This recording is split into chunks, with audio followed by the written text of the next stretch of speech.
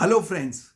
Yesterday we discussed conducting time efficient meetings. Today, in tip number 31, let's discuss leading remotely powered teams. Now, we may have done that earlier, but the pandemic brought us a different situation where the 9 a.m. to 5 p.m. office became a 6 a.m. to 11 p.m. office. You may have worked earlier, but that time when you were working from home, maybe your spouse was at work, your children were in school, you were getting a maid servant coming home. But this time, you had to share your home space with others, physically and emotionally as well. Another thing that happened was that all your team members were not in one place.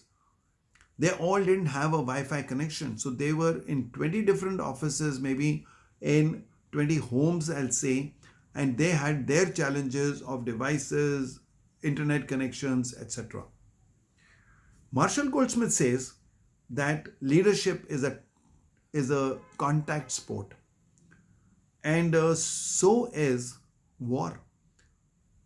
In the war, it is physically a contact sport, and yet, let me tell you, that a battalion commander could well be about 8 to 10 kilometers away from his frontline troops. And we have been leading those teams remotely without any Google, without any internet. We have done it through with line and radio and with our systems and processes. So, therefore, let's talk about leading and powering remote teams. I'm going to be, of course, focusing on that one aspect of creating more time in your team and making them absolutely more efficient. So, can you think of dividing your time into a schedule, into a span, and let's say that you announce and communicate very, very clearly that our office time is, let's say, from 10 a.m. to 6 p.m. And this could be adjusted according to your different locations and your different time zones, etc., which is totally to be customized as per your requirement.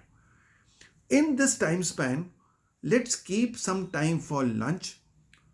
It shouldn't happen that when you are having lunch, somebody is calling you. So you should say, and everyone should be having lunch at that time. You should also have your meeting time slotted.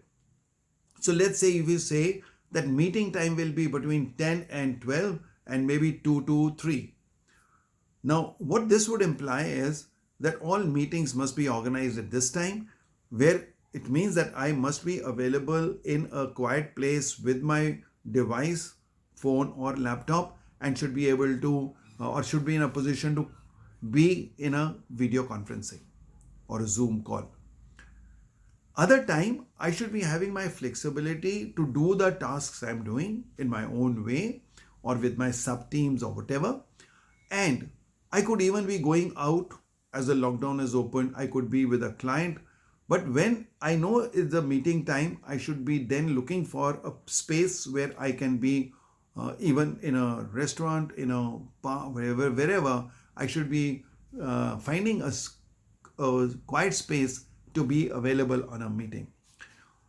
Other thing is that many times in lockdown, people have reported a always online culture. Now that is something which is not good. You must have a online culture, let's say 10 a.m. to 6 p.m. And after 6 p.m. then no unnecessary communication. In my case, I don't give any messages, but if I give a WhatsApp message, it is you can do it tomorrow. But I just give it today so that I give it away, and whenever you want to see, you can see it. But I am not asking you to take action today. And also, unless you have some norms laid down, and norms are important, that I will not disturb you, I will not call you till it's something very important. And then if you get a call from your leader, you know it's something very important and you must take it. Okay, so these are the couple of rules you can make. I have worked out a PEG system in which you can divide your complete day along with the family time and the work time totally balanced out on a simple Excel sheet. This has been quite in demand, and if you want it, just write in the chat box and or in the comments below, and my team will send you this PEG system, which has really worked very well. A very simple tool, but very effective, right? So now what are we going to do in our action?